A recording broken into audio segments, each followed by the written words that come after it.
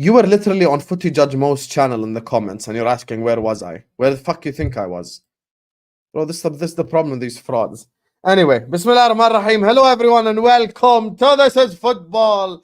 Welcome to another Premier League recap show, ladies and gentlemen, of this fine, lovely Thursday night with no Europa League. That's what makes it lovely, which means Hussam can go out. Big up to everyone who's tuned in. Big up to everyone who's watching us. Big up to everyone who joined in from Footy Judge Mo's channel as well. There's already 200 people watching us. 200 fine, incredible people are watching the channel right here, right now.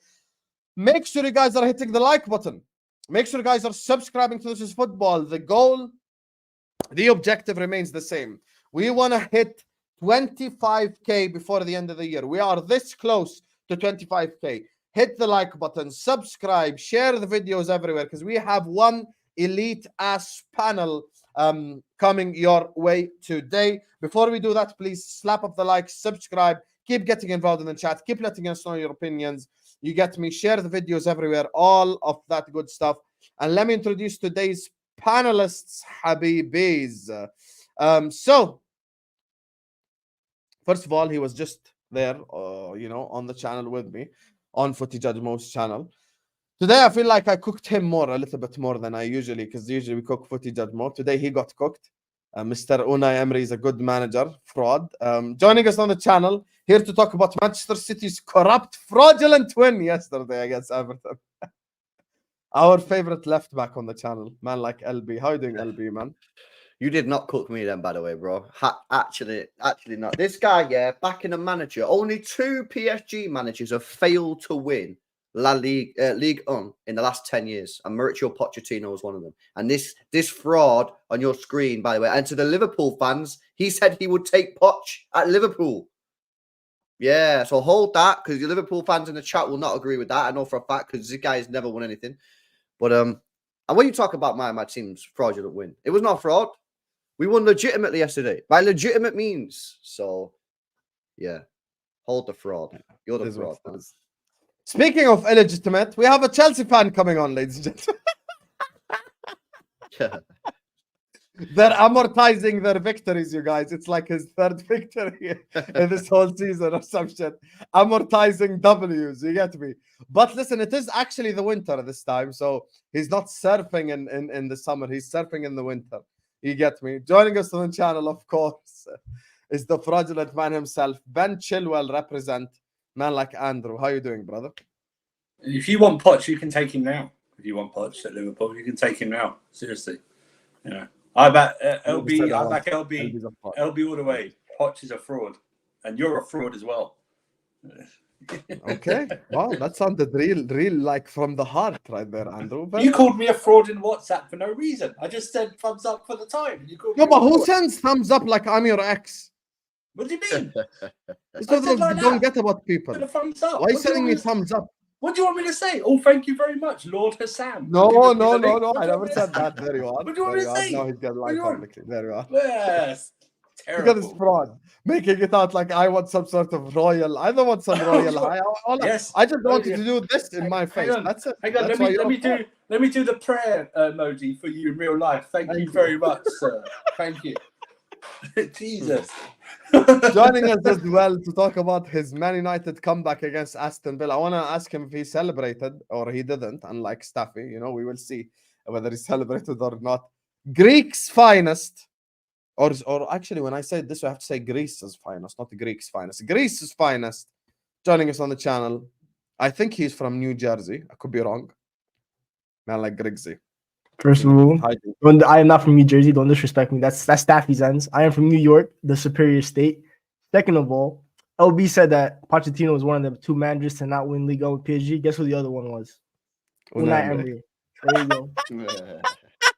Oh, goal. Damn, I love it. Actually, let me put Grigsy next to me right here. Let's put the 2 frauds next to each other on the screen. By the way, speaking of frauds, Egal will be joining us in a bit as well. He's on his way, so it's gonna be a third fraud, joining us on the channel. So, speaking of frauds, I feel like there's only one place to start. Unai Emery, biggest fraud.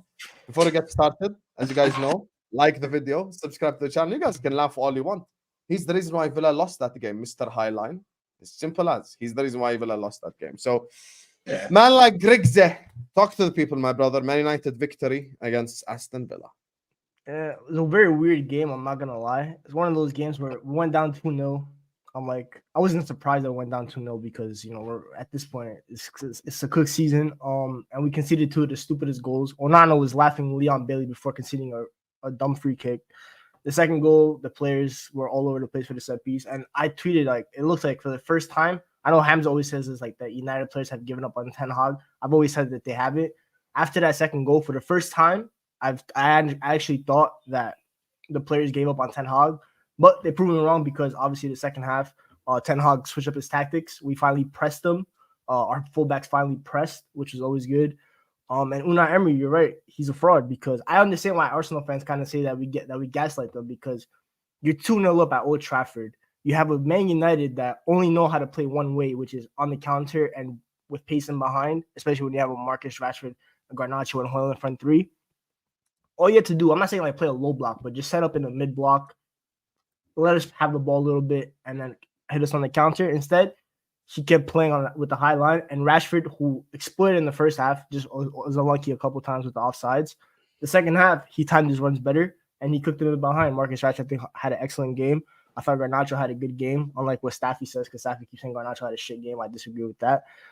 Hojlund, I thought, was terrible, but miracles are true. It was a Christmas miracle. He scored a goal. I didn't think he was going to score until the new year, but he somehow managed to have a Christmas miracle, and I'm happy for him that he scored a goal, and hopefully that's just the beginning of many other goals. Did you celebrate? You know what? I didn't go crazy. I'm not going to lie. I didn't go crazy because we were in our group chat, and Omar said we're going to come back. I'm like, I agree with you, but I really don't care if we come back to the extent because this win, okay, it was a big win because obviously Villa could have gone like 14 points ahead of us if they won the game or not, and that probably eliminates all hope of top four. But with Man United, I've been here before. I celebrated Scott McTominay's winner against Brentford. We were shit the game after. I celebrated other wins. The Chelsea win, I got gas out of the Chelsea win. We lost 3-0 to Bournemouth 3 days later. So with me, Man United, I've been tricked 1 time, 2 times, 3 times. I'm not going to get tricked. You got Jim Ratcliffe now. So it's do. I mean, but if we win against Forest on Saturday and with a good performance, then I'm going to be like, okay, some consistency. We have some hope left. But as of right now, I'm like, good win, 1 game at a time. Let's see what happens. But as for Ratcliffe, he was one of the board members was there.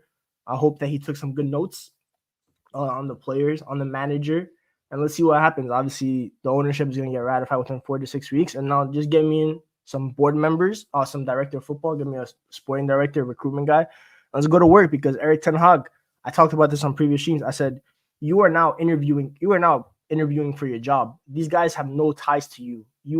When Erik Ten Hag got the Man United job, a lot of people said that Erik Ten Hag interviewed Man United rather than them interviewing him. The tables have now turned. You are now interviewing for your job. You're the one that has to convince these guys that you are the right man to lead this new era of Man United potentially. You have to pull up with your PowerPoint. If you tell them that you want to play Ajax style of football, then you better show Ajax style of football. You cannot show this football right now because otherwise you lied to them. You already lied to us. Now you lied to them, and they're going to sack you on the spot, and they're going to bring in someone that they want because I guarantee you that these guys have a list of managers that they're looking at right now and be like, if Erik Ten Hag does not impress us, we will go get one of these guys. It's a new ownership. He did say he didn't come to play Ajax style of football, or he couldn't do it at Man United. He did, but in the beginning, he said that he wants to play control possession football. That's what he said in the beginning when he got Man United. And now, obviously, his things have changed. But he could go tell these guys now, if you guys give me these players, this profiles, I could play a different style of football. And they're going to back him on that, and it's up to him to prove it. So you could want lasagna for dinner, but if you don't have the ingredients, you're gonna have to whip up something else. Yeah. Also, I think while Emery is to blame, I just don't think Emery respected you. That's why he didn't change his style. You know what I mean? He didn't respect you. That's why he didn't change his style.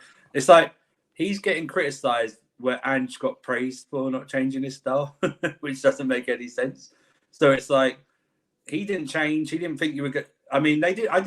By the way, I didn't think they'd done enough to be 2-0 up. So that was just rookie mistakes, but it happened. But he didn't play. All he needed to do is adjust and sit back 10 yards and give you the ball. Because that's what Bournemouth did. And then hit you on the attack. That's what Emery needs to do. He didn't want to change his style. Fine, it's worked for him most of the season.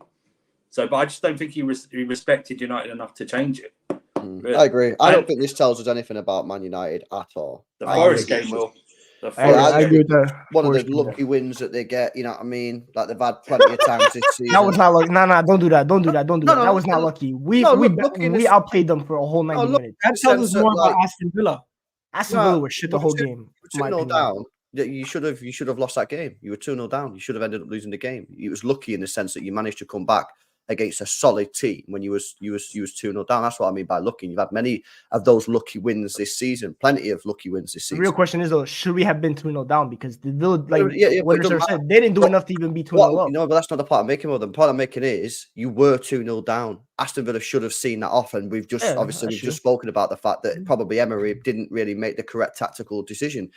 But this is what Ten Hag does. He'll win a game like this, just like when you beat Chelsea and everyone gets a little bit gassed, and then you'll go and drop a stinker. This manager is not the right manager for Manchester United. You say it's going to take 4 to 5 weeks for this deal to be ratified with Jim Ratcliffe. The first thing that they should be doing on day one is sacking this manager and making a point to everyone at that football club, that mediocrity, below standard performances will not be tolerated. A manager that doesn't know what he's doing will not be tolerated. Should sack him and get a new manager in day one. And for me, what that then does is that shows the rest of the footballing world, oh, damn, these guys mean business. They're serious people. But what they'll do is they'll come in, they'll give him 6 months. Yeah, they might give him another 200 million to spend.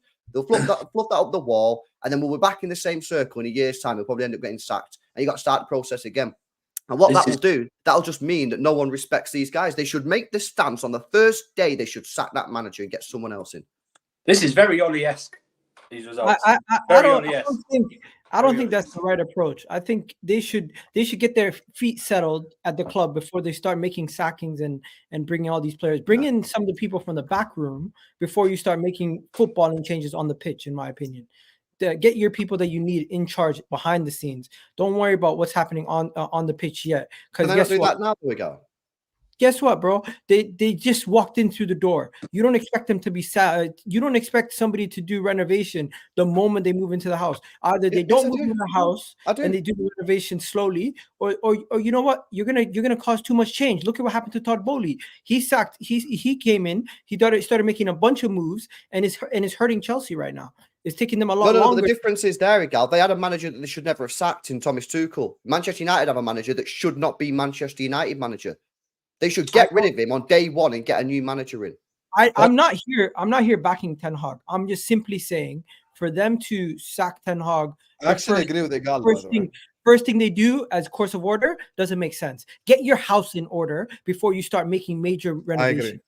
But the thing is this, they would have already done. I think they need to get the backroom staff fixed first. And I don't think they will sack Ten Hag as soon as they walk in, LB. I think they'll just give him enough time to hang himself. It's going to be like 3, 4, 5 games, and he has the rest of I think for me, draw 2 of them. I think for me, he has the rest of the season. Are most of the backroom staff his that he bought from Ajax? Yeah. No. He's talking about Ratcliffe getting his own people. Well, he should be doing that now. That should already be done. That should have been done. The ratification is just the final bit. He should already be doing background. We already started. I mean, it's already started. Richard Arnold, the CEO left. He already got his CEO that's in. Right. Mercer's going. Murtaugh's leaving. Paul Mitchell or Dan Ashworth or whoever it is will most likely come in. Brailsford in and Brailsford's part of the Shark Tank that's going to be leading decisions. That's what I'm talking about. So I think for me with Ten Hag, honestly, I don't care if Ten Hag gets sacked tomorrow. I'm not going to cry over my sleep. It is what it is. If you think that he should get sacked, he gets sacked. I promise you'll be saying the same thing about Potter a year from now. I don't. Well, the thing is with me, I have no idea who I want the next manager to be. I don't. Everything you're going to be saying the same. And you want to know something, bro? It's not your job as a fan to know who the club should hire. No, I'm not saying, but I don't have any when Ole got sacked, I wanted Ten Hag right away. He was my number one choice. I'm not gonna lie and say that he was not my number one choice. I wanted Eric Ten Hag. Obviously, it hasn't worked out to what I envisioned it to be, but it is what it is. But with now, obviously you have your Ruben Amorims, but he could just be he could be Ten Hag 2.0. That could easily happen. For me, there's no candidate out there that is solid enough that you look at them and every manager that we hire, there's gonna be some kind of negatives that you're gonna look at, and you'll be like, with Ten Hag, there was really no negatives I looked at. I thought that Man United was the next logical step for him. When I look at Amorim, can he handle these player personalities? Because if Eric Ten Hag gets sacked, I still think that Ratcliffe and those guys, they're still going to keep a lot of these players. I'll be talking about making Ten Hag sacking him would be a big statement. I think another one, someone said on another stream I did, getting rid of the big players in the club. What if let's say what if an offer came in for Bruno right from Saudi this summer? What if Ratcliffe looks at him like Bruno's 30? I know he's the captain of Man United, but let's sell him. That's a big statement. It is. It would be a big statement. I do think Ratcliffe needs to make a big statement. I don't know what the big statement could be, but he does need to make a big statement. If you're saying make a big statement, then you're basically agreeing with LB, because the biggest statement you can make is sack the manager, in my opinion. I think Ten Hag has deserved the opportunity to get a sit down with them, explain what he wants to do properly, and let's see what they think. What's he done to deserve that opportunity, bro? Because this is a proper football instruction for the first time in a long time at Man United. I'm not saying he deserves. He just let him explain what he wants to do. If they back it, then you let him cook his vision. And like Hassan said, he'll end up sacking himself most likely, because he'll just prove them wrong. But the issue is, I actually cannot believe this super. Yes, that's what happened. Sometimes you've just got to clap. Yeah. Sometimes you just got to say, Radla of Teranga, well done to you. W's in the chat, because you actually made me laugh. Man said, Villa definitely have eaten the raw chicken at halftime. Yo, when I saw that report about the Man United cafeteria, I was like, there's no way even their cafeteria is fucked up. Like, that's messed up. That's messed up, Red Line of Teranga. I hope the Villa players didn't catch a massive case of salmonella or anything. I hope they're all safe and healthy. You get me? But the way they played in that second half, possibly, it's just... No, but Villa are used to suffering. Villa were in a situation where they were 2-0 up and they're preparing themselves to suffer for the rest of the game. They didn't finish off their chances, and Manchester United capitalized. That's who Villa are away from home this season. But they still had a chance after. I can't remember which goal United scored. Second goal. They had still a chance. They had one cleared off the line. Johnny Evans cleared. I don't know. But the thing is, they weren't consistent with it though. That's the thing. I don't know if everybody watches Villa as much, but this is what they do. This season, at home, in the big games, when everyone's watching them, they've had two different ways of playing. Against City, they absolutely dominated possession and they played well for the majority of the game. Against Arsenal, they suffered. But away from home, they're the exact opposite. They kind of find themselves in two minds. And in certain times in games, the game goes away from them and they end up dropping points. I think they've lost 4 games away from home. They haven't lost a single game at home. So that's why when the second goal came in, I think that's what Andrew said. Okay, now it's 2-2. Why don't you now go like, okay, fuck, this has cost us 2 goals. Time for us to play differently. Drop that's 10 my problem yards. with Unai Emery guy. Where is the adjustment, bro? Adjust. You were 2-0 up. They equalized. Fair enough. I'm going to leave Old Trafford at least with a point. That would be my logic. I'm at least leaving with 1 point from here. But he just kept doing it, to be honest with you. And by the way, it's not like Man United had a different tactic. What was Man United's tactic? Bruno, ball over the top. One of the 3 players running behind. So it was. That's all it was. It was over the top. That's what I'm saying. Yeah. Emery, you can blame Emery, and my part of it, I don't think he respected United enough to change his tactics. I agree. It's what we. You know what's funny though? It's what we did to Chelsea. I think when we went to Stamford Bridge, I don't think City respected Chelsea when we went to Stamford Bridge. It's what Ange did to us. Yeah, I think that's right. I don't think Villa yesterday had anything to do with Villa's away record. Egal. I think it's just the fact that Emery got it wrong. He got it wrong. Simple as that. Made a mistake. All he needs to do was drop 10 yards, give Man United the ball, do what Bournemouth did, and that's it. And because they couldn't break them down, Man United wouldn't have been able to break them down. Instead, the high line, like you were saying, Sam, apart from the more things that happened in the game more than the goals were the offsides. There was more offsides in that game than goals, and that was all from Man United. That's what it was. They had 2 goals ruled out, I think, right, from offside or something like that. So it's one of those. But it's like saying Villa still could have nicked a draw even after when it was 2-2 or went 3-2 down because Johnny Evans cleared off the line. He cleared off the line. I think another couple of chances as well. Johnny Evans has actually been their best signing under Ten Hag. That tells you amazing. Amazing. And by the way, I don't even think that's not even banter. It's not. It's genuinely not even banter. Like he's been the best signing this season. This bro, season, they looked into him. They fluked into him because they let him work out. Who's been a better signing under Ten Hag, given the money as well? Lissandro. Oh, fair. No, that's fair. That's fair. Just- Because Not he's this a free season, though. transfer. Not this season. Because he's a free transfer and he's playing this well for them. It's kind of like unheard of. He only had a summer. Yeah, of course, because the money comes into it. If you're a free transfer, it's kind of like James Milner to Liverpool. He was free. He done a role. He done his job. Helped us win everything. James Milner is legit, amazing signing for you guys. Yeah. Matip also. Matip, was he a free transfer? Yeah, Matip was a free transfer as well. Yeah, 100%. Honest question, what's this Erik Ten Hag hype by Man United fans? All I hear is style of play at Ajax. But what has he achieved? If it's only style of football, then why not hire company? Oh, shit. Hello, The thing Grigs. is, he didn't even do anything really that good at Ajax either. People gas this up like it's a madness. Like, if you actually look at it, he won a few Eredivisie, nice. What did he do in the Champions League? He got to the semi-final once. By the way, they bottled it. If you actually look at the other Champions League campaigns that they had, massively, massively, massively disappointed. Just like this season, Man United coming fourth in the group.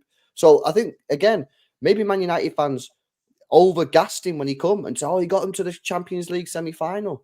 Actually, why don't you look at the other stuff? Why don't you look how they lost that semi-final? Why don't you look at the other campaigns? And then obviously now he's coming out saying he can't play or won't play the Ajax way. He lost 7-0 against Liverpool. He's held 6 against City. He come bottom of the group in the Champions League with Galatasaray and Copenhagen. He had the second worst defence in the Champions League this season. One of the worst defences by any English team in the Champions League ever. But for some reason, I don't know why still, the Ajax name has a mystique about it. Even though if you really look at it, for the past 20 years, 15, 20 years or so, it's been mediocre in terms of what they do in Europe. If we were talking like late 90s, early 2000s, you get the Ajax manager, you go, okay, all right, you know what I mean? We're getting something here. But it's just a brand. They've just kept that brand that people still look at Ajax and go, yeah, top thing. But when you actually I actually completely agree, because back in the days they had Louis van Gaal as well and shit. Yeah. They had the next big thing and all of that. Ajax and Dortmund are both selling clubs. And he walked into Manchester United, which is a win now club. It's a completely different mentality, in my opinion. I'm not saying. And Ajax as well, most of their players, when you look at it, are like youngsters that need developing, that will basically shut and up they're and not listen his to the manager choices. type thing. And they're not his recruitment, I don't believe. Yeah. I believe Ajax recruit for the club, not for the manager. Yeah, it's just the academy when he came to Manchester United, they gave him too much power. The guy just started calling all his former players to come play for him. I don't think he is a good manager in the sense of recruitment, identifying the talent that he needs and bringing them in. I think he's more of a coach that can get the best out of players that he has, but he's not even doing that at Manchester United right now. So the question is, what is going to change to get the best out of these players, and how is he going to? Oh yeah. Anyway, it's like, but you can see it's like, and all the players there was no real players rated from Ajax until last couple of years, right? No one was really talking about Ajax players for the past 10 years before that. You weren't going, oh yeah, I need to get this guy from Ajax. It was that Champions League run that really made people look at Ajax, the players like De Ligt, De Jong and stuff like that. And even then, look, what's the real success rate? Other than De Jong, low-key, none of that team cooked outside That's Ajax. what I'm saying. They've left and they've not really done anything. Do you know what I mean? De Ligt is looking pretty average when even Upamecano is upstaging him now at Bayern Munich. And Upamecano, I think, is... They looked at him as a flop at Juve as well. Yes, he did, yeah. Ziyech, another one. There's a problem. If you're like Ajax and you're 28 years old and no one's bought you, then you've got a problem. You know, you've got De Jong, Van der Beek.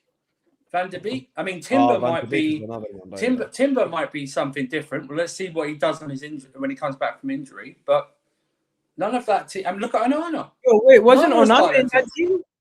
Onana. Onana was in that team, no? That's what I'm saying. Look at Onana. That's what I'm saying. He's probably been the second most successful player after De Jong from that team. That's the funny thing. Yeah. But De Jong's anyway, listen.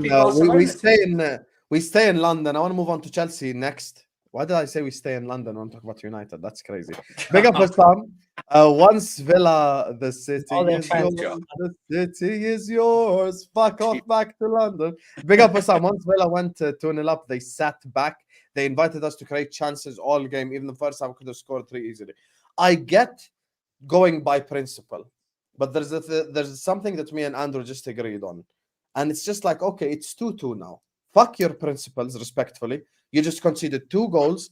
Just tell your center backs, can we just go back 10 yards so these guys stop running in behind? And can we just do what we're required to do in terms of at least leave the stadium with a point? It's not difficult to ask. Hey, yo, Konsa, Carlos, step back 10 yards. Suddenly that's the third goal. It's not like no one's asking you to abandon your principle. You can't, like that's the thing. At Old Trafford, and I think this is part of the reason that we won. When you let us go on a counter enough times, the crowd wakes up. And the crowd was lively on Tuesday, Wednesday, whenever the game was Tuesday. The crowd was lively, and the crowd has not been lively all season, in my opinion. I think Old Trafford has been so quiet this season because the fans aren't happy. But Tuesday they were rocking, and every time Man United go on the counter at Old Trafford, you just hear the roar, and Villa just kept playing into it, and eventually, bro, no matter how bad we are, you cannot let us play on the counter because we will strike eventually, and we happened to strike 3 times on Tuesday. I can't wait to talk Liga about Unai Emery. Honestly, cannot wait. Big up to you, Sheikh. Big up to Mana, who says Ten Hag's problem is not that he doesn't have an entertaining style of play, but the fact that he doesn't have a consistent one. Arsenal fan here. Mana, you are 100% correct. And it's what I said last season. Last season, he had all the time in the world. He came on after Ranić and Oli. He had all the time in the world. Let's see now, Mr. Professor Ten Hag, what you want to do. You talk the talk, as I was just talking about in the previous stream. But here's the thing, right? Here's the thing.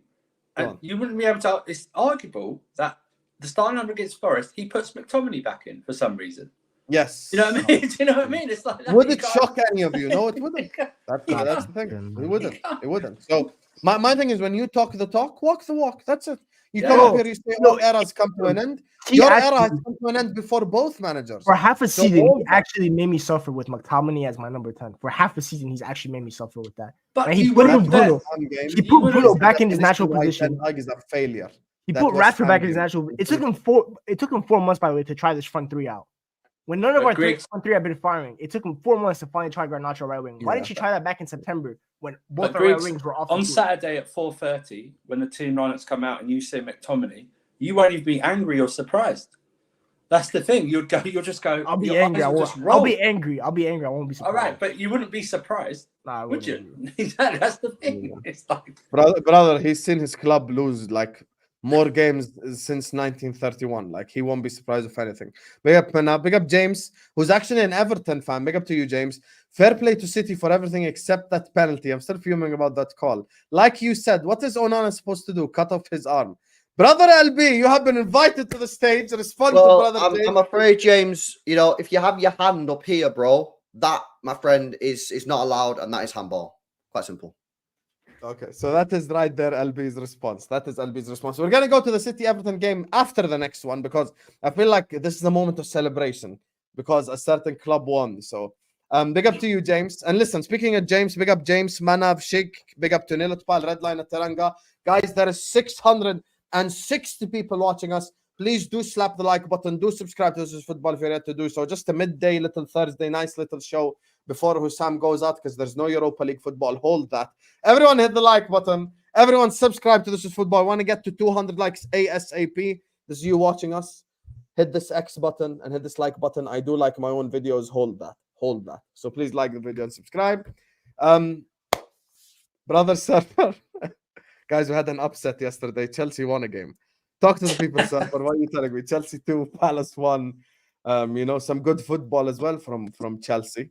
And I think the referee standing in front of that, not giving a penalty. Lord have mercy. Like, are you blind? Like, it's just, I have nothing to say about referees. But anyway, talk to me about the Chelsea game. What are you telling me? So before I start, always we'll take the 3 points. Don't care what the performance is overall. But first, though, 3 points overall. And that penalty is why VAR is around, because he didn't give that penalty on the field, the referee. The linesman or him did not give that penalty on the field. So that's why VAR is around. Very good first half, obviously, apart from the end when we equalised. Some good link-up play, some good attacks. We should have been at least 2 goals up. Some passing around the back left a little to be desired. So, of course, they were disappointed when they went in 1-0. Everyone was. It was bad defending from Colwell at left back again. but I won't go on about Thank that. God we didn't sign him. That was an escape right there. Thank God. Good Lord. But the second half, they just came out like they were 2-0 down. Or it was slow, lethargic, the passing, there was no intricacy, there was no patterns, there was no skill or like anything like that, no link up. The link up play had gone in that second half. His subs, I don't mind who he brought on, it's who he brought them off for. He decided to put Gusto at left back again, even though he was cooking at right back. Put Disasi at right back and no one at right wing for about 15 or so minutes. So we had no one attacking down that right. I don't think Gusto's had a single bad game. I think he's been good every time. Look, apart from Gusto, the rest of the defenders, even the ones that came on, were crap yesterday. In terms of that, they were crap. Every single one of them. Gusto was boarding left and right. Set up the first goal as well. So that was good. Just keeping him fit, hopefully, and that would be the main thing. He brought Lavia on because we were drawing. I don't know if he brought Lavia on if we were winning. I know he's maybe some say he's picked up an injury or something like that, but whatever. Mudryk scored and had a good first half. I think one of his better first half since he's been here. And Cuckoo and then Jackson were linking up well. And listen, Jackson should have scored that goal that Gallagher put him through. And then ironically, he actually scored a more difficult one in the offside goal, which I don't understand. But it was a penalty, and Poch got saved by a guy he rarely picks, Madueke. He got saved by Madueke. So shit, Madueke as well. He's actually so dead. Well, Can I ask you a genuine question? No banter. Does watching Broha week in, week out not make you want to punch your TV? Honestly. Can I just say, I don't know how he's got... I don't know how he's even earned a place on the bench. He's so shit. He comes on. He is so... He goes like, it's so weird. And then he goes for a big lumbering centre forward. You go, get in the middle of the box so we can cross it in. He always goes on the wing. I don't understand why he's always on the wing. You know, people mock Chelsea for Jackson. When I watch Broha and Jackson looks like Ronaldinho compared to Broha. Oh, there's no comparison. That Broha guy is so stiff and by the way, even the shit that you expect him to do well in, like the headers and the hold up ball and all this shit, he don't even do that well. He's actually fully useless. I think he's I'm listening. He's just give him a break. He just came off a knee injury. He looked good at Southampton. There you are. Of course, he's going to look bad at Chelsea. The whole attack looks bad. Yeah, why didn't you sign him then? We actually were linked to him, but you guys wouldn't sell him to us.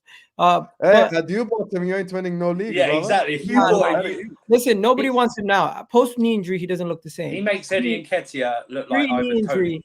Pre-knee injury, he looked good. Let's be honest. Eddie Nketiah clear. I'm not That's what I'm saying. joking. He makes Eddie Nketiah look like Ivan Toney. But pre-knee injury, he looked good. Maybe it's just post-knee injury, he lost a little pace. Maybe. No, but it's not the pace though. It's the control, it's the finishing, it's the header, it's holding up the ball, everything. To be honest with you, that's different. Yeah, he does. So, but listen, we won. He took his power. We won. We move on to Luton. I think that Poch survives. Yeah, Enzo doesn't play Chelsea 1. Coincidence? I think not. Yeah, of course. Yeah. He didn't play against Wolves. How long is Enzo out for? Enzo didn't play Chelsea 1. I just put it out there. He didn't play against Wolves and we lost. But yeah, no one says that. How long is Enzo out for, Winter Surfer? Because he might be out for a while. It's undetermined. I don't even know. I don't even know anyone's really reported what his actual real issue is. He has like mixture. No, they said the same groin injury. Groin issue or something like that. Yeah, chronic groin injury. Same thing.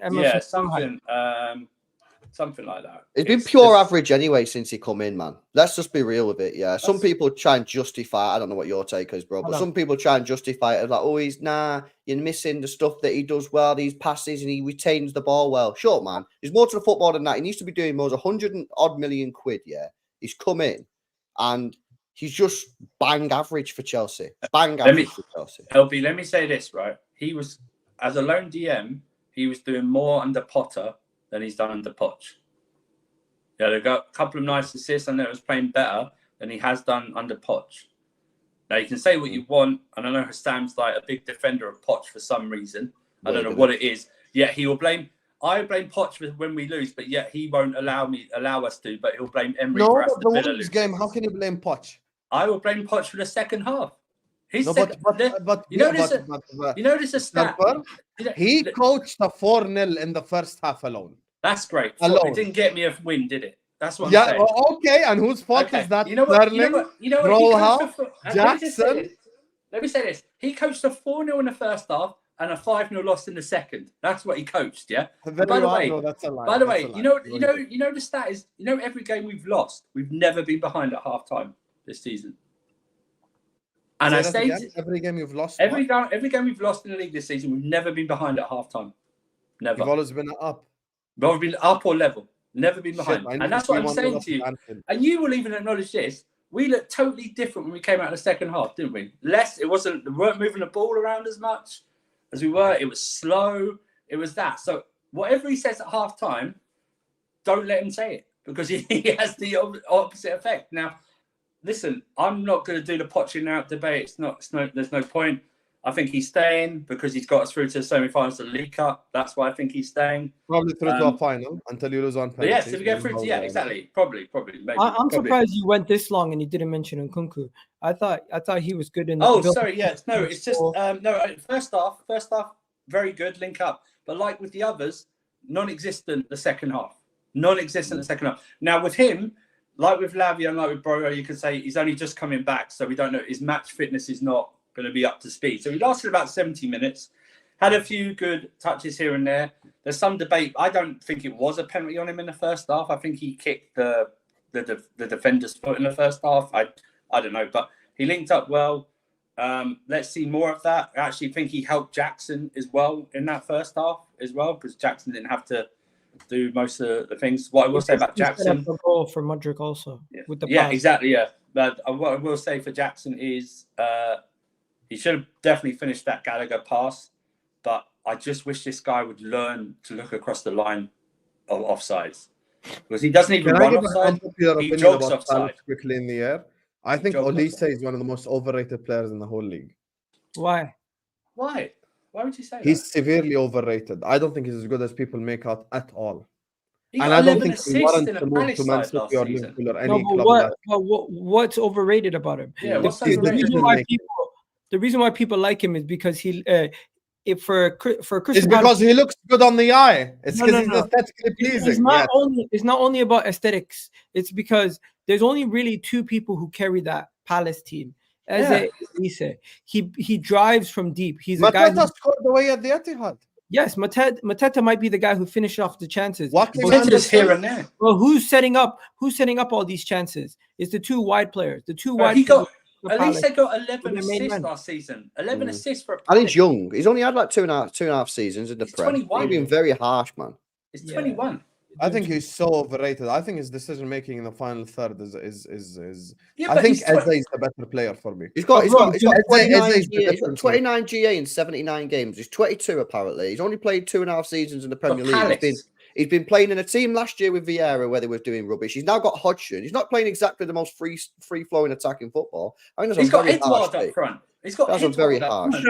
When you're playing with Mateta and Ayew, and you're asked to be the main creator and also the guy who finishes off chances when you do make good chances, you're gonna take a bunch of shots, and it's not gonna look nice. But guess what? Zaha's left. Nobody else on that team. I think if I'm going to Crystal Palace for a difference maker tomorrow, I'm signing Eze, not Olise. I don't think Olise is the difference maker. That's fine. I think his decision making in the final third is crap. You can say that if you want, but to say that he's overrated, I think he's very, very harsh. I think overrated. Overrated could still mean you're good, but you're just not as good as people make out. I think his ball carrying and dribbling alone is invaluable to that Crystal Palace team. Okay, who are better wingers than Olise in the league? Prove to me he's not overrated. Nobody's saying Olise is one of the best wingers in the league.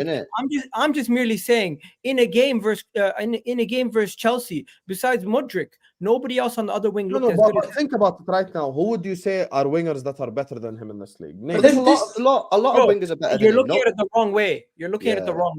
You're not. Yeah, but then it means you're not overrating him. I'm talking about the overall conversation. But I don't think Olise's mentioned by us, unless one of our teams. The only reason why people mention Olise is because he was linked to top 6 sides. He was linked to Chelsea. We were linked to him. Yeah, that's my point. I don't think he warrants to move to City at all. I think he'd flop at City. I think he strengthens their right hand side massively. I don't think he can play. Out of there anyway. Like but the thing is, but the thing is, LB knows this. You'd have to give him at least a year to get acclimated to Pep's style, right? See if he can actually do it. Yeah, I don't know where this is coming from, guys. I mean, I've just this guy rates he's getting a goal or an assist every 2 games for Crystal Palace. He's 22. Yeah. He's had 2.5 seasons in the Premier League. He's been managed by Hojlund, not exactly a free-flowing attacking manager. He was managed by Patrick Vieira last year when all the rails went off. So I think it'll be extremely Zaha now. Zaha's gone. Extremely harsh, man. Zaha's gone.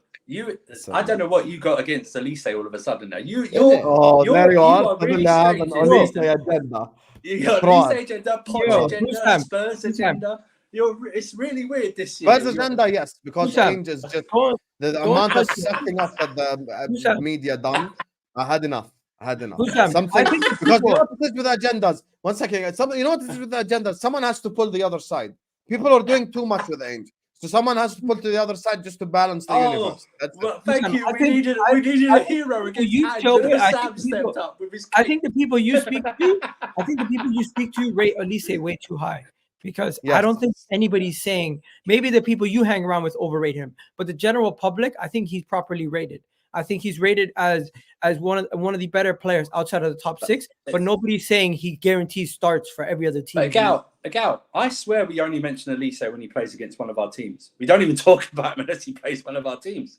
Do you know what I mean? Listen, I just wanted to make it known that I said this publicly before anyone else, because usually they all laugh at me and then they come and they say, Hussam, you know what, you were right. I'm just telling you right now. Sam, Elise or Diaz? Elise or Diaz, Sam. First of all, please, Diaz has been speaking up the fucking question. Let's not do this. Right now.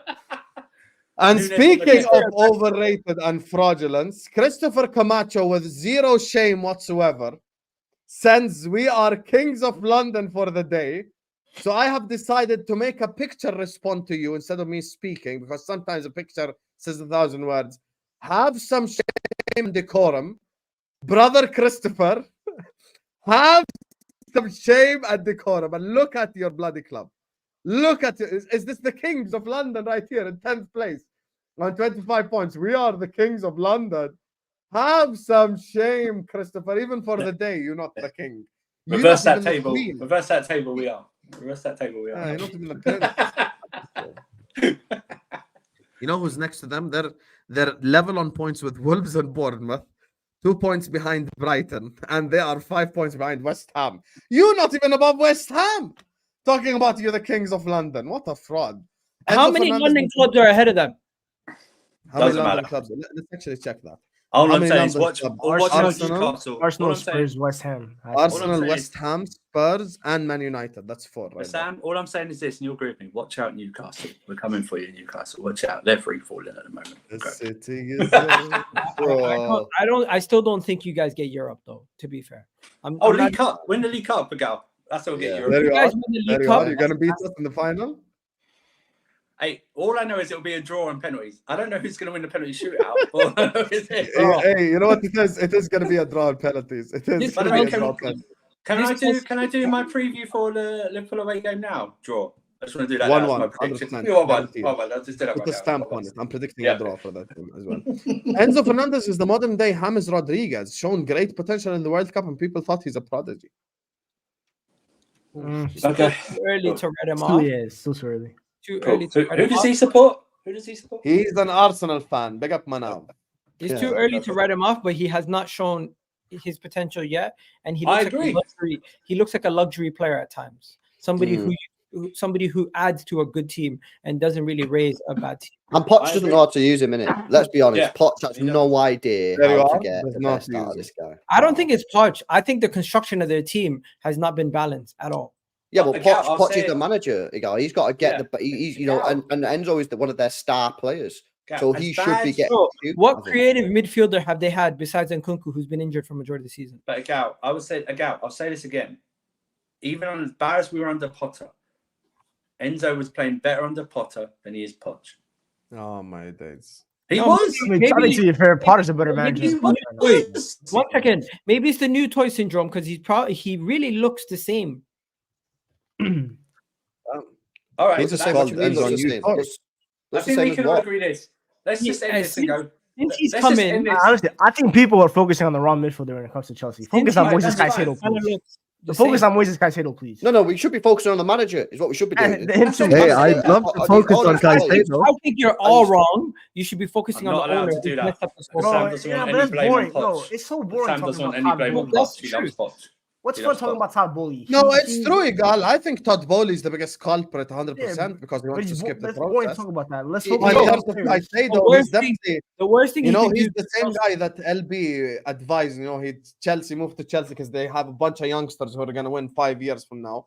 That was LB's logic earlier on. No, So, it wasn't. you No, know, it wasn't. is what That was Sava's logic. Caicedo made Right. the wrong decision. I promise you, Caicedo cannot sleep at night. I promise you, Caicedo cannot sleep at night because he knows he made the worst decision of his career. That's all I'm I gonna think say. he sleeps fine. I think he I sleeps can't fine. lie. I think if Liverpool were going to use him as a 6 as well, I think he would have been just as bad. There you are. Don't you dare disrespect Liverpool Football Club like that. Don't do that. No, again. I'm just saying Caicedo is not a 6. You're using McAllister as a 6 and Endo as a 6, and we're top of the league. Have some shame. McAllister has higher football IQ than Caicedo, so it doesn't matter. Yeah, but McAllister is a generalist, and I love generalists. Anyway, speaking of not being able to sleep at night, Everton won't be able to sleep at night after that fraudulent victory by Manchester City. Before we do that, big up to you guys. Thanks to you guys' help. More and more people are tuning in. There's 720 people tuned into this midday show right here. Big up Christopher Camacho, the fraud. Big up James, Manov, Sheikh. Big up to Nilit Pal and Redline at Taranga. Make sure you guys are hitting the like button. Make sure you guys are subscribing to this football. We want to get to 300 likes. ASAP. Slap the like button before I make Andrew bully you all. These Hit guys, the like button right these now. guys are missing the like button like Chelsea missed big chances. I don't understand this. It's just you What? freeloading You're bozos. calling them all Nicholas Jacksons. I'm calling them brohas. They're Calling them brohas. all Calvert Lewins based on They're yesterday. brohas. That's what they are. They're brohas. Yeah. They're Armando Broha. That's what you are in the chat. You're Armando Broha. That's what Yeah, you You are. guys guys love don't have- making fun of your academy players. You guys don't have it. He just called you Broha. If I were you, I Broha. wouldn't have it personally. You're not even Jackson. You're not even Okay. worthy of Jackson. And he's average. At Yo, best. wa- You're watch- Broha. Watch Broha leave Chelsea and turn into Dominic Solanke 2.0. Oh, wow. That's if he gets coached He don't got that properly. level of Yeah. ability. He don't. Let's you just saying- answer Christopher's question before moving on to City. I'm late to the stream, but Surfer, what are your opinions on Maatsen as right wing? Also, English Kante. Gallagher needs a contract extension immediately. He needs to start. So again, I forgot to mention that Maatsen at right wing hasn't played the whole season at right wing. Puts him in, doesn't put him at left back, still puts Cole there. Even on the change, takes Maatsen off, still doesn't put him Maatsen left back, puts Gusto at left back and Disassi at right back. That's what I've got to say. But hey, it's not Poch's fault, guys. It's There you not are. There you Poch's are. fault. It's So not it's Poch's fault. Potter's credit when you win, then you fraud. Okay. And Gallagher, no. No extension on Gallagher. Get lost. Well, why do you guys not like Gallagher when he's your best midfielder? I think Gallagher would play an important. You just tactical answered role your in own big question. games. You just answered your own question right there. Why? Because he's your best midfielder, you want to get rid of him. No, he's not our best midfielder. It's just that Poch has made everyone else shit, and Gallagher's just playing at a normal level. Gallagher's what not it- Chelsea Oh level. my god! He should be sold. He's not good enough. Bro, you would take him right now at City with the midfield you've had. Are this you- season. Oh my god, they would Oh, not. That would shit. not- That's oh my crazy. god. Serious, Bro, bro. Call me How crazy can we what tell you them? want, but Gallagher, That's outside crazy. of Rodri, Gallagher's been crazy. outperforming every single City midfielder crazy. this season. Oh, my man, that is God. the worst Oh my take I've God. ever heard on That YouTube. is the worst. Say You know whatever you Bernardo want. still exists, by the way. Gallagher this season is probably one of the best Go on the center side back, Matt. Go on the side back. based on Go his on. performances. Based on his performances this season, Conor Gallagher has been performing well. And you What guys performances? should be giving him some credit. So would This you is- take him at Arsenal then? Would you take him at Arsenal? Bro, as a squad player, yeah, 100%. And No, I think no. You ain't No, gonna no, win like shit you then. said, If that's your mentality, bro, you One ain't gonna win second. nothing. Even I wouldn't say Conor I Gallagher. think- I think you guys I'm need desperate to for this. acknowledge. I think you guys need to acknowledge when somebody's playing well and they're doing things that you didn't expect from them. When he was at Crystal Palace, everyone was rating him, saying he was this good player. He had a bad season at Chelsea. This season, he's having a really good season and he's performing well. Yeah. And he's outperforming the likes of Caicedo, the likes of Enzo Fernandez. And you guys are sitting here telling me he's not good. Get out of He's here. not. He's not Chelsea level. He's not Yo, top guess, four and guess what, level. bro? Chelsea are gonna sell him in January for about 50 mil. They're gonna be happy. They made their money from him, and everyone calls it their best He's not midfield. Chelsea level. Their best midfield is Lavia, Enzo Caicedo. That's the midfield that everyone wants to see from them. And Conor Gallagher. You want to know something? If they put out Enzo Fernandez, Lavia, and Caicedo, that midfield makes no sense. I actually do agree though with that guard line. I don't like that midfield three. Where's the creativity? I think that midfield with three can work. Where's the creativity? Where's the creativity? Yeah. Where's the person who's gonna make late goals? Where's the creativity? Gallagher in there. No, I agree with that. But that I'm not saying that's not good either. I'm not saying there's creativity in Gallagher being their number 10. I'm just saying this season, out of a poor midfield, he's been the person. You see, Gallagher is. You're telling me that Enzo can't create in that midfield when he plays a little bit more, when he plays as the advanced 8 in that midfield. Gallagher as the advanced 8, nothing play as a 10, as an advanced 8. Let me ask you a question: what are the functions of those three midfielders? Are Caicedo and Lavia going to be the two defensive guys, and Enzo's going to be the one that goes forward and scores you the goals and links up the attack? Why does the midfielder? Why does there have to be a box crasher in the middle? Why does the midfielder have to score goals? That's why you have an attack. But there needs to be a level of balance, and Kunku's going to be. Fucking mention Gallagher and she just spawns in the chat. It's just unbelievable. And that's why we're 10th. That's why we're 10th. Guess what? Guess what? There are system players. There are system players that can look outstanding and be one of your best players in the league. But guess what? In other systems, they might not be that good. I'm just giving him credit. But guess what? You guys want to make fun of him. I get it. No. We don't want to make fun of him. We're saying he's not Chelsea level. He's not top 4 level. You're trying to say Manchester City Football Club, treble winners, champions of the world. I'm saying he's playing. Take him. Understand? I'm saying he's playing better than any of your signings, like who? Mateus Nunez and friggin' Kovacic. He's playing better than both of them, and that's not debatable. That's not what you said. You said that he's been playing better than every City midfielder. No, Egal, you said he'd start for City. Based on how he's performing this season, he looks better than majority of their midfielders. Oh my God. Nah, bro. This is the problem. It's just not true. Let's not lie to ourselves. Right now, if we look at Chelsea's midfield, who's been their standout performer this season? This is the problem. That's what I mean. This is the problem, right? This is the problem. Everyone forgets. Low-key, Egal is spitting based on form. Gallagher No. I'll tell you why he's not spitting. Everyone forgets the reason when they praise Gallagher, who's sitting beside him, who's sitting behind him cleaning up his messes? It's Enzo and Caicedo, because he can only do one thing. Okay. Yeah, Gallagher, and at City he'll have Rodri. Guess what? Who's starting your attack? Let me finish. Gallagher is the poster boy for an average player who, if he runs, shakes his fist, taps the chest, and passes forward a couple of times, gets praise overall. That's what he is. He's a low rate, and Sam knows this.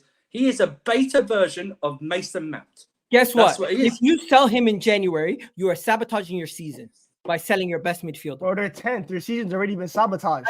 I know. But guess what? They sell Conor Gallagher to Tottenham or any other team in this league. They're strengthening another team, and they're selling potentially their best midfielder or best performing midfielder this season. If we sell Conor Gallagher to Tottenham... When you guys are talking about Conor Gallagher, understand there's different attributes a player can bring to the game. Not every player has to be the best destroyer. Not every player has to be the best creator.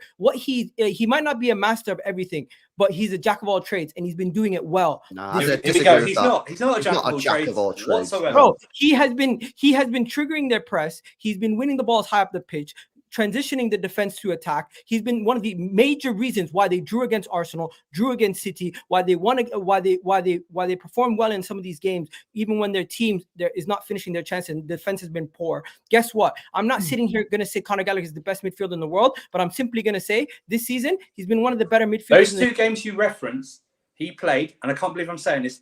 There's a new position for Gallagher. It's called defensive 10. That's what he's played at. That's what he's best at. In those two games, he plays a 10. Behind him was Caicedo and Enzo, who totally controlled and dominated Rice for 75 minutes until he scored and had a good game against City. But no one praises those two who did a good job. It's all Gallagher because he runs. That's all. Because he runs and maybe does a tackle here and there. Okay? He is average. If we sell him to Spurs, Ange will use him as a squad player. He doesn't get past Basuma. He starts for Spurs. No, that's rubbish. Who's he starting in front of? Who's he start? Who's he start? Who's he start against Pape Sarr? Over Pape Sarr? No chance in hell. I don't think so. Over Pape Sarr. There you are. Okay, what happens when Bentancur comes back? What happens on the hospital bed anyway? What happens when Bentancur comes back? When everyone's fit. Basuma, Bentancur, Madison. He doesn't start. Basuma, Gallagher. Man said Bentancur. Have some shame. He's coming back in a couple months. Bentancur is like the Spurs version of Pogba. Let's not. One second. Conor Gallagher does nothing. He's tied for the most chance creation for Chelsea. He has created the second most big chances. He has the most tackles. On top of everything else, he has the most assists in the league. When we're talking about Conor Gallagher, yes, you guys want to criticize him for his inabilities, but he also has the most interceptions. Statistically, he's not only one of your best players, but just because on the eye you guys don't like what he's doing, he's impacting the game more than your other midfielders. Right. And I will say this to you. What has that done for us when we're in 10th? Guess what? You can still have a player who's very valuable to the team and your team is underperforming. I agree. And I'm not saying he's been the worst player or anything like that. But I refuse. That my problem is Chelsea's position is highlighted by rival fans when they say Conor Gallagher is our best player. And that's why I get onto Poch. Yeah, I agree. When you say Conor Gallagher is our best player, I look at the manager and say, what the that's a red flag, isn't it? That's a red flag. That is a red flag to me. It'd be like us saying to you, Egal, Havertz has been your best player all season. You would have a problem with me saying that, and you know you would. It'd be the same if I said other players have been better. But when I say to you, Conor Gallagher, when I say not understanding his point, bro. But when I say Conor Gallagher is your best midfielder, Andrew, you cannot bring to me another midfielder who's been better than him. No, and I understand that, but I was saying when I say he's been one of the best midfielders in the league, I am not over exaggerating here. Some people had him in their that shows how poor the league is. That shows how poor the league. If you're saying has Scott McTominay been one of the best midfielders in the league, then has Scott McTominay been one of the best because they do the same shit.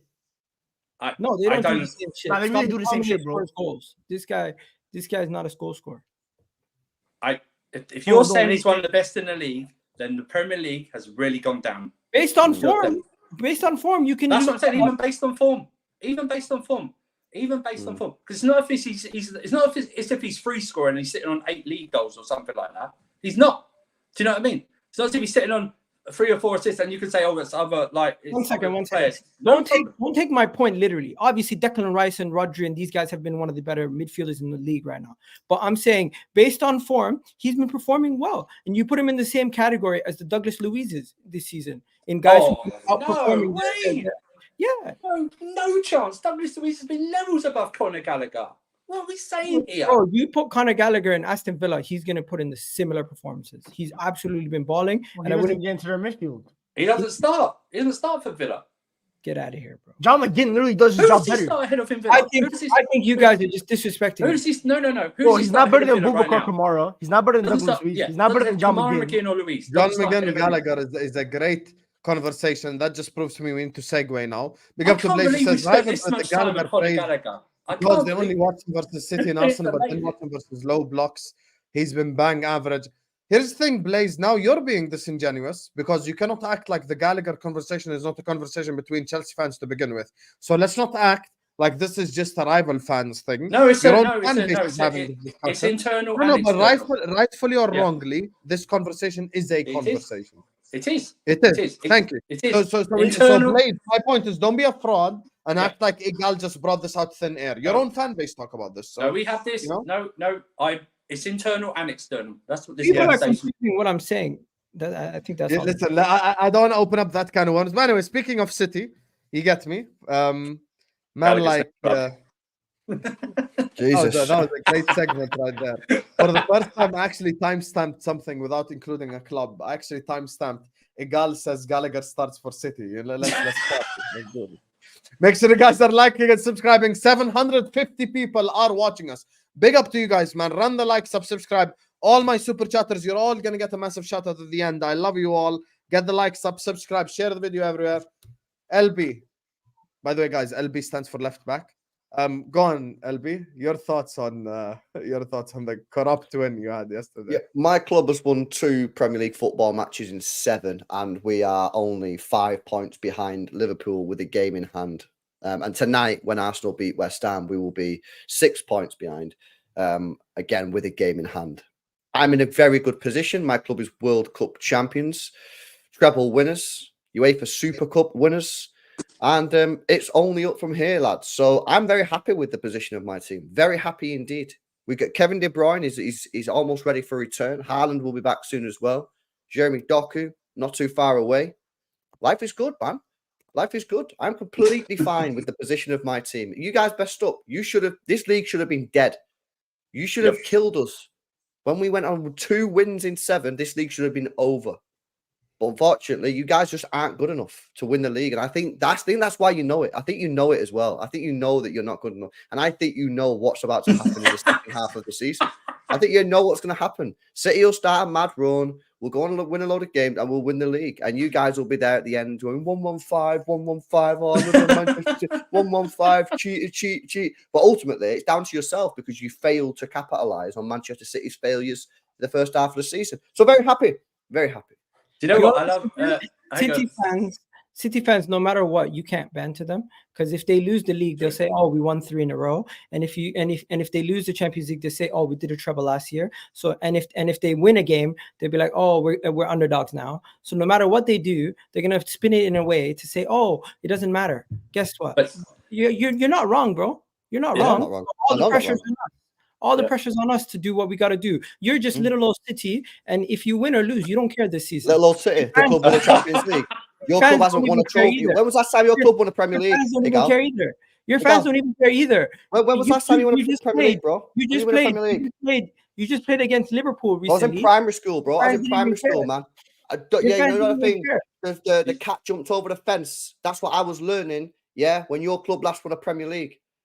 Bro, you never won a Champions League either. Are we going to acknowledge what you just said a couple minutes ago? You were trying to paint the underdog story. Now all of a sudden you're trying to underdog story. What underdog story? When did I paint an underdog story? You're basically saying, "Oh, we're 5 points behind. Everyone else is not good, and we're going to catch up." Are you the underdogs now? Are you basically saying we're still no? This is the thing. You don't understand where I'm coming from. I'm not coming from a place of underdogs. I'm coming from a place of chess. We're going to hunt you down, and we will win the league. Now you're going to still win it, guaranteed. I think we'll win the league. Yeah.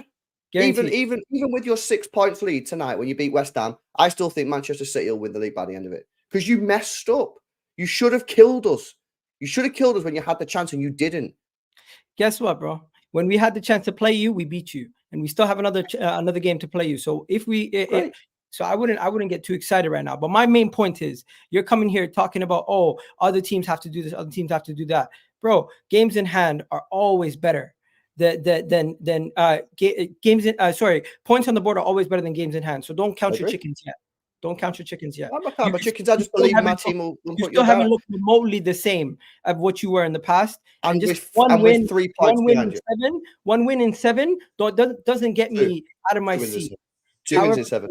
With 3 points behind you again. You just said all that stuff then, yeah, about City being rubbish this season. The fact that we've only won 2 games in 7, not 1, 2 games in 7. One second. And we're only 3 points behind you. You won the treble. You should be ahead of us. But just a couple of weeks ago, you had your fans second guessing if you guys are even up for the challenge to win the league. Your captain, people were saying he's finished a couple of days ago. All of a sudden, you beat Everton, who are what? Guess what? Yeah, they were doing well after they got the 10 points deduction, but they're still Everton, and it took a dodgy penalty and some other decisions to go your way for you. Hand up in the air, dodgy penalty. Hey, it is what it is. I think you know that you've messed up. You had a great chance. We should have been buried. 2 wins in 7 is shocking. It's shocking, and we should have been buried. And you've not buried us. I think you want to cash checks that this year you might not be able to do. I think this because I watched LB before the World Club Cup win, and this is a different LB after the World Club Cup. He was more reserved. He was more like, I don't know if we're gonna do it. And now they won the Club World Cup. And yesterday, it's full on heel mode. He's no more heel. He's now fully Hollywood Hogan style. He's now saying, "You ain't beating us. You're crap. We're gonna run away with the league." And I totally like it, and I back it. But pre World Club Cup win, it was a very different story and understandable. You know what it was, bro. I had doubts because obviously of the form that we was in, but ultimately. My club is showing me now and saying things that I still believe will win the league. And I've said I've never deviated. I've always said I think we'll win the league. Even 1 win in 6, I said I still think we'll win the league. And yesterday's game. Now, I don't like that being a handball, but under the current law, that's a handball. Okay, that is a handball. Everton got it. Let's be honest. No, they didn't get robbed when Pickford made a bozo moment and kicked the ball. Pickford is the biggest cunt in this whole league. Oh, he's just, you can't say in England. I always say this: if you want to talk the talk, walk the walk. I always make this clear. Emi Martinez, he talks the talk and he yaps, but he walks the walk. If you talk the talk, walk the walk. He went in. I know James is in the chat, who's an Everton fan. Even super chats the channel. Big up to him. I watched the Everton Fulham penalty shootout. I did in the Carabao Cup. Because it was just on after the Chelsea shootout, I think it was. It was just we all watched it. Yeah. Pickford chatted shit before every single penalty and did not save a single one of them. Didn't save none of them. That's the thing. In England, side note, he's never let England down. I don't care. He's a shit goalkeeper. Andrew, do you understand now I have to shit on Spurs? Do you understand why I have to shit on Spurs? No, I understand. Alisson Becker exists and this fraud is talking about Vicario. Yeah, be quiet, Billy Ray Cyrus. Go ahead, No, but yesterday's game, like I say, I don't like the handball law anymore because they changed it and they should have left it alone because I knew what handball was. But under the current handball, under the law of handball, that is going to be seen as a handball. It would have been given in the Champions League for sure as a handball. So you can take that what it with. Pickford is his own. But my problem is he supposed to slide tackle while amputating? No, I understand. But what I'm saying to you is this: that's the Shall he do this? Like, yo, let me slide tackle like a bot, like just walk like a fucking penguin and slide tackle. Like, how is that a thing? Like, handball was fine until they messed with it. Now you're supposed to like a tobogganist with your arms by your side. You can't slide tackle properly. But your arm can never be up there. Your arm's never, ever been allowed to be in front of your face and it be fine. That's not a thing. It's a handball. It's the most clear handball you've ever seen. Listen, I think before the law that might have been subjective, but with this law, it's a handball. It's a definite handball under this current law. Before, it would have been subjective, I think, but now it's a definite handball under the law of handball of what it is. We've been given. We've seen it. Calvert-Lewin missing that tapping, honestly. Oh yeah, that was Everton had their chances yesterday. Oh man, that was and. Listen, it was still Bernardo Silva finished a great shot because Pickford had another bozo moment. But you know what? That's not City's fault. That's Everton's fault. That's all Everton's fault. Do you know what I mean? They had a chance. And by the way, same question I asked you about Broha.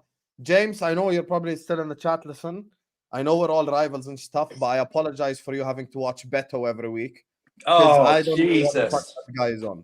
That guy is he on loan? Hang on. He's a permanent signing, isn't he? He's a permanent signing, isn't he? For them? He is a permanent signing. He's permanently crap. That's what he is. No, I mean, he's like 30 million. Didn't he cost 30 million or something? He costs a lot. He's so fucking shit, isn't he? Actually, crazy that's the striker they chose. Out of all the strikers in world football, that's the guy they chose to. Dan Juma as well. Dan Juma. Oh. I forgot he played for Everton. I'm not gonna lie. Jesus Christ. Popped up out of nowhere. Yeah, Dan Juma is over.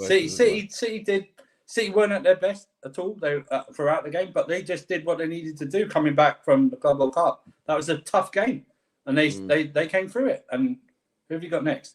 Hold that, LB, Mr. We're back at our best. We beat Everton 3-1. I never said that. I never said that. This guy, give him one Club World Cup, and he's bouncing like you were different just last week. Just last week you were different, LB. What happened? But I've always been confident we'd win the league. I've always said about something that we'll win the league. Obviously, when you win one game in 6, you start to doubt. But I always believed that we would turn it around.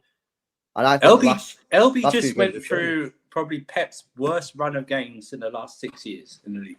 It's Pep Guardiola's worst start ever as a Manchester City manager. Exactly. With 5 points off the top with the game in hand. And the run's probably one of his worst, if not the worst, in the league since he's been it with City. Do you know what I mean? I think that's probably his worst run ever. Like, yeah, that's what I'm saying. It's his worst since he's been at Manchester City. They're only 3 points off the top with a game in hand or something like that. DJ, respectfully, who the fuck do you think you are? The top row have all won it all before, LB. Who the fuck are you going to sing it to? Egal alone? Sit on the floor. I'll sing it to Egal if he wants to sing it. Yeah, what? Go sing it, guys. Come on. The rest of us, we won it. Oh, we did the middle thing. Put Egal in the middle. We're all like surrounded like that. Yeah, put Egal in the middle. Stick with him, like. DJ, I don't know who DJ thinks he is, you fraud. Respect us. Liverpool right here. Chelsea. You get me, Michael, Grigsy. He's seen it as well. I don't know if Grigsy was too young when his club. So yeah. Did you watch your club lift the Club World Cup? Yeah, 2008, 2009, that season. I was able to watch it. They didn't win it when they won the treble, I think. I know No, they Staffy didn't win. he was No, they didn't 25 win. in 2008. So, final segment before we wrap up tonight's games. Arsenal, Spurs. Guys, the stream is continuing to get pushed. Big up to you guys. There's 830 people watching us, despite Egal claiming Conor Gallagher starts for Man City. So make sure you guys are hitting the like button. Make sure you guys are subscribing to This Is Football. 830 of you in here. Big up, man. Love for the love. Love for all the love. There should be at least 600 likes, or else you're not only Brohas, you're Betos as well. So we got a bunch of Betos and Brohas in the chat. Guys, what's this behavior? Guys, you're missing tappins right here. Come on, you guys. Hit the like button right now. Subscribe. Just you watching us, I want you to hit this X. That button. Hit this like button. This like button right here helps the channel. So hit the like button. Subscribe to the channel. The biggest fuzz in the comment section too, bro. Mr. Mike Bass. Look at him. He's already in the comments. Unlike Mike Das. How are you calling me a fraud, Mike Das, when you literally have to super? Oh, Isaiah, have we told you Mike Das has been benched on pro clubs at striker? He got benched. He got replaced. I don't know who's the bigger fraud in the chat, him or Jacob, to be honest with you. That's a contest right there. Anyway, big up to Jacob's water breaks. Big up to Ryan, who says Arsenal will win the league because they're the least useless teams. We employ bums like Diaz and Soboslai, and City have a bunch of strippers at the back. Arsenal representative Egal talks football. Speak to the people about Arsenal laying the hammer on West Ham tonight. This is how the West Ham games always go. They're always defensive battles where West Ham just try to shut up shop for 90 minutes, and it's just difficult to break them down. And then when we finally get a breakthrough, it opens up the floodgates. We end up getting 2 goals, and they potentially get a consolation goal at the end of the game. It always ends up happening like this. It's always like a 3-1 or a 2-1 win at home. But away from home is where we usually struggle versus West Ham. But at home, we tend to beat them. I know people are going to say, oh, they're in good form. They got Bowen up top, who's performing well. They got Kudus looking like one of the better players. But the fact that we're at home, the fact that we're going to have these guys fully ready to go in front of the home crowd, plus our defensive record this season, I don't see this West Ham team having as much joy as they've had against other teams away from home. Our defense this season has been outstanding, and I think that's going to be the bedrock of this game. West Ham are going to struggle to score against us, and we're just going to need to find an early breakthrough, and you can call it night-night from there. I'm not too concerned about West Ham, and I think the people who are saying West Ham are going to beat us, they do this every game. They just say, oh, Arsenal's going to lose to this team or that team because of this player. But the reality is, come the end of the day, it's a predictable Arsenal victory. Let's not lie to ourselves. No Havertz, though, tonight. That's a big, that is big true. difference. No Havertz. No, it is definitely a big difference because Havertz has been one of the main guys in the midfield, winning aerial duels, linking up in attack, scoring goals. I know you're making jokes, but with no Havertz there, our 3 choices are Leandro Trossard, Emil Smith-Rowe, or Jorginho. I'm expecting then a bigger game from Odegaard then, with Havertz not being there, because I think he takes away a bit from Odegaard's overall game. So I'm expecting a bigger. I think Odegaard's been good all season. The Egal hunt a polar bear in Siberia for his hoodie. Nah, I have like 2 of these now. I have a black one and a gray one. I love these. They're very warm. Fair. The black bear as well. To be fair. Yeah, it's cold. It's cold in the UK. I think Odegaard. No, I think Odegaard's been asked to do a different role this season. That's what's happening. He's more defensive. And Martinelli have been asked to do a slightly different role, and it's not that they're as good, not as good as last season. It's taking them a little while to get used to the new. I think you're playing different. You're more. Martinelli, uncomfortable conversations have to be asked on Gabriel Martinelli. That's all I'm gonna say. I don't think. No, he deserves uncomfortable conversations. I don't think anyone's gonna disagree with you that Martinelli hasn't been as good as last season. But to say Martinelli is not a good player is ridiculous because this system, he just needs to get used to it, and you're going to see him start bagging. Martinelli is Arsenal's Luis Diaz this season. That's what I honestly believe. No. Luis Diaz doesn't have end product. Martinelli has end product. Let's not act like. Where's the end product? Show me the end product. Diaz actually has one more goal. This season, Nacho has more goals than him this season. 1 second. This season in the Champions League, he's been outstanding. In the Premier League, he hasn't been as clinical. He hasn't been.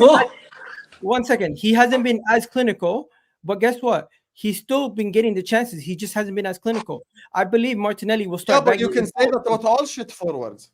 No. He's not shit, bro. Hojlund hasn't been as clinical. I'm telling you right Nunez now. hasn't been as clinical. Let me explain this in the most simplest way. In Arteta's system, no player gets out of form for too long. It just takes them a while for them to get adjusted to the new style of play. We have changed our system slightly with Havertz in the team. Emma, you see Martinelli in different areas of the pitch than he would be when, say, Havertz is not in the team, and you see him performing differently in some of those games. I'm not too concerned about Martinelli's issues. I'm more or less looking at how the whole attack is going to gel with Havertz out. How are we going to play the midfield three? I think Emile Smith-Rowe needs to finally get a game. If Emile Smith-Rowe cannot get a game in this game with no Kai Havertz and what do you call it, Jorginho just coming back from injury, it's very concerning.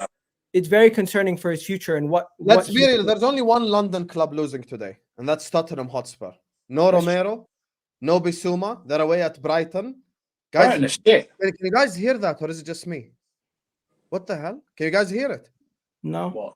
That's the sound of seagulls. No. We're getting ready to shit on Tottenham Hotspur right there. The sound of seagulls just flying. You see, this is Sam's agenda, right? This is Sam's agenda, right? You know I'm going to go out today. I'm not even going to do the This football. is your agenda. I can't wait to get a notification on my phone. Brighton 2, Spurs 0. This is your agenda. This is your agenda to a T, right? First of all, Matoma's out, and Brighton have won one game in like 3 months in the Premier League, but you think they're going to beat Spurs? No, you know why? Did you hear what I just said? Right, you are going to see Royal and Ben Davies as a centre-back partnership. Cristiano Romero. I mean, that same partnership got a point at the Etihad, to be fair. So, I mean, yeah, but no Bissouma either. There's going to be goals in the game. No, that's Bissouma's back, isn't he? There's going to be goals. No, he's out. No, he's suspended. Yeah, but Brighton haven't won in. Brighton won one game. Brighton have won one game in 3 months in the league or something. No, but Brighton are Spurs' bogey team. They always used to do that. You want to bet it's going to be 2 games in 3 months right now? You want to bet? I would love it. No, I would love it. But what I said to you, this is your illogical agenda against Spurs. You weren't even taking completely logical. I told you, no Romero, no Van de Ven, no Madison, no Bissouma. Woo! 4 key players. They haven't got Matoma and a few other players, so you know. And there's a random kid they bought for 3 million who can replicate what he does. Isn't that what Brighton do? Oh my god! to be fair, also, I have one more logic. Brighton do well on Thursday nights. Hold that. This is ridiculous, bro. This is ridiculous. This game is literally the 2 teams are just gonna attack each other. No defending. Yeah. That's what it's going to be. I think it's going to be like a ridiculous 3-2 to Tottenham. I think Tottenham still win. I think Tottenham. Wow, you fraud. I think a draw happens. No, Brighton Tottenham are not. Tottenham are just going to outscore teams nowadays. That's what their goal is. They're not trying to lock down teams. They know their defense is going to be shaky. So Ange Postecoglou is just going to go out there to try to score as many goals as possible. I don't think they care if they concede 2. They're gonna just try to go for a 3rd. He's got Richarlison scoring. Yeah. Congratulations. And Kulusevski's on smoke at this moment in time as well. Yeah. Richarlison was scoring goals at Watford for some random manager, Marco Silva. No. See, this is where I will destroy you right now. Man needed a therapist. This is where I destroy you now. Charlton scored 1 goal in the league last season with his head. There was a stat this season before he scored. With his foot, that he hadn't scored a league goal with his foot in the league for 18 months or something. All right, he's got Richarlison cooking right now. Okay, he's got Brennan Johnson playing, and everyone thought it was a joke of a transfer. Maybe it still be, but when he starts now, there's no question marks about that. He's got Son still there, right? Son hasn't gone to the Asian Cup. No, not yet. Oh, okay, that's the difference. So listen. I don't think they'll keep a clean sheet because I don't think that's the way Spurs play. Spurs don't play to keep a clean sheet. But I'm just thinking Brighton's form is just, I mean, not much is said about De Zerbi, which it should be since everyone praised him before. But one win in nearly 3 months in the league, that's not talked about because obviously they're not bottom half of the table, so no one's going to pay any attention. But and De Zerbi has a nice haircut, so they're going to. Yes, he does, and he's got a nice fancy name. So it's De Zerbi, do you know what I mean? So it's all good. No one talks about it. His name's not Mauricio or something. So yeah. To be Eric. fair, Or Eric. His name's not Eric either. to be Just fair, quickly, guys, LB's got to leave the stream now. Big up LB. LB, are West Ham gonna get something today before you leave? Nah, I don't think so, man. I don't think so. But yeah, good show, man. Big up to the panel. Big up to everyone in the chat. Hopefully you enjoyed it. Make sure you're obviously smashing the like, subscribing to the channel, man. And I guess we'll be back next week, innit, with another big show. Yeah, big up. So, You guys can I'll find catch them you at next It's one, LB. Link is in the description. Go and subscribe over Big up, to people. It's LB. All the 4 links are in the description. Habibi is big up to LB as always. Pleasure sharing a screen with him and with all the lovely people on the stream. And listen, since we're here anyway, khalas, let's just wrap it up. Or actually, quickly, before we wrap it up, Hussam, behind you by 3, 8 players out. For fuck's sake, give us credit. So here's the thing, Danny. So me saying Brighton are gonna win is me not giving you credit. I that's nothing to do with me not giving you credit or anything. You get me? I'm just being logical. No Bissouma, your 2 centre backs are out, and Maddison's out. I have every right to say Brighton are gonna win today, given it's a Thursday night game at their own backyard. So, you know, I'm just saying, Danny. I'm just saying. Yeah. Guys, does anyone here think West Ham is beating Arsenal? no. No. Does anyone think Brighton are beating Spurs? No. There's gonna be a shock. If there's a It shock, could. it's gonna have to be that game. Let me say this. There'll be more of a shock if Brighton beats Spurs than if West Ham gets something for me. What? Really? What? That's crazy. That's crazy. That's crazy. That's crazy. I'm just saying. No, I'm just saying. No. To be fair with Brighton, they're always good against teams that really know how to. Brighton won 1 game in 3 months in the league. They won And it's 1 about to game. be 2 games. That's fine, and I want it to happen. But guess what? They still score goals, and they still like they. Yeah, they and Arsenal are at home. I don't know who can say that's a bigger shock. Brighton have only lost to. I would just say out of the 2, if we talk about whole list, then no. But out of the 2 games, that would be for me bigger because of Brighton's recent form. That was all it is. Where it's like, I know they scored goals, but they haven't won games. They can't defend. I know. Do you know what I mean? That's the big difference as well. You can say they score a lot of goals, they also concede a lot of goals. You can't defend either. Yes, but I still believe they will play better than Brighton. I still think they'll score more. You see than the same Brighton. Everton shit side we watched yesterday? They were better than Spurs for 70 minutes on Spurs' own backyard via Spurs fans themselves.